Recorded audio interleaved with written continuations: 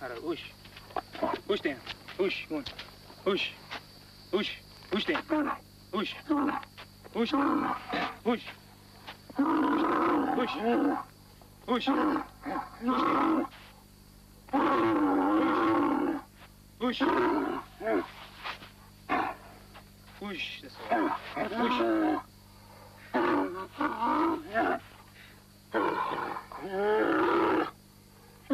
What are they like riding bareback? Are they comfortable?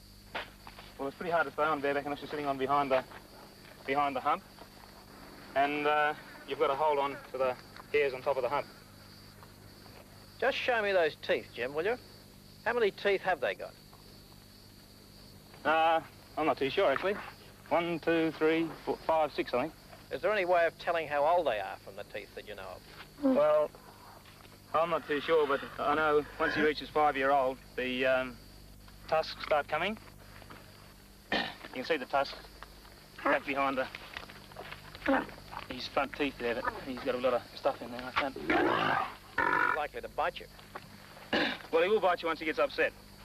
Yeah. But, yeah, you just sort of scrape you with those front teeth. It probably hurt a bit. I think you just usually give him a crack and he'll cut it out. They have a multi-chambered stomach like a cow, don't they? Yeah, same thing. That's what he's cut there now. Spit it over you? Yeah. Oh, he blows it over you more than spits it over you. What are those great calluses on the knees? Are they born with them?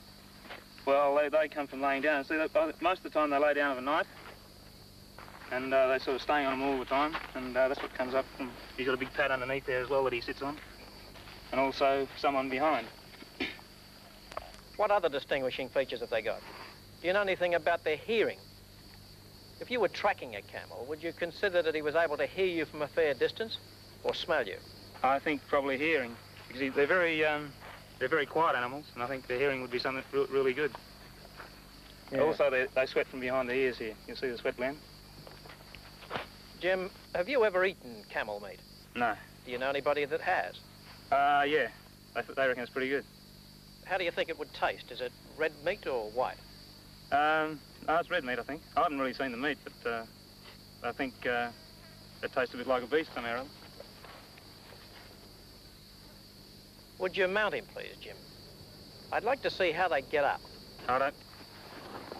Down. Push. Go down.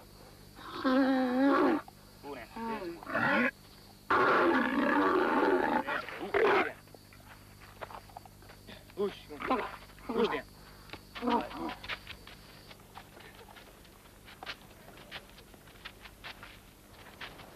Many Australians... all Afghan.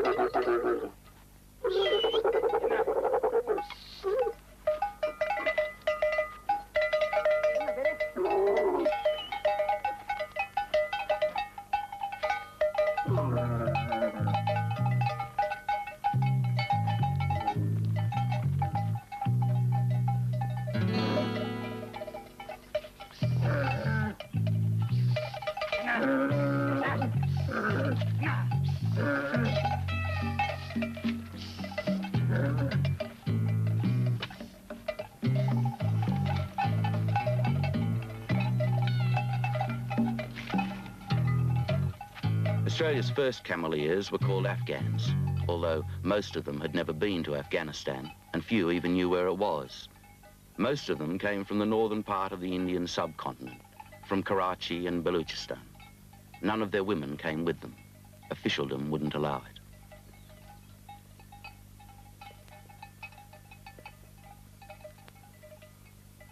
it. Afghans travelled quietly and swiftly. They were fond of taking short cuts and would follow up dry creek beds to avoid hills on the main roads and pass through unseen.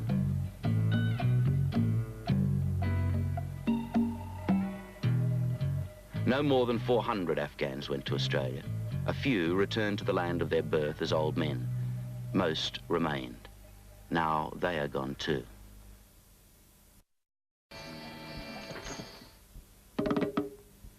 When the world went to war in 1914, so did camels.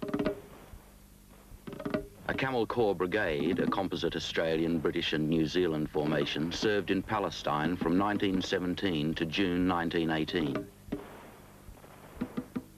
It played a considerable part in the battles of Romani and Gaza and shared in the attack on Beersheba and the subsequent advance to Jerusalem.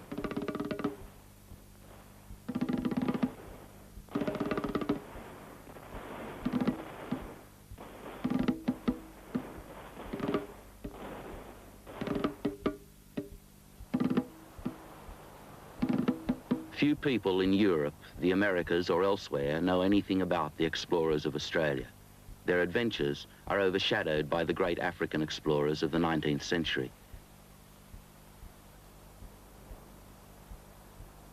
Cecil Madigan, explorer, geologist, crossed the Simpson Desert in Australia's dead heart in 1939, just before the world went to war for a second time.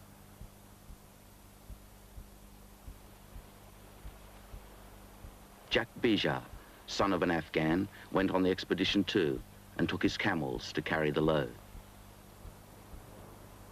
There were 19 camels. 7 carried water, 5 took stores and other equipment, and 7 more were used for riding and carrying the riders' personal gear. The expedition was a success, but it was the last time camels would be used on a major expedition in Australia.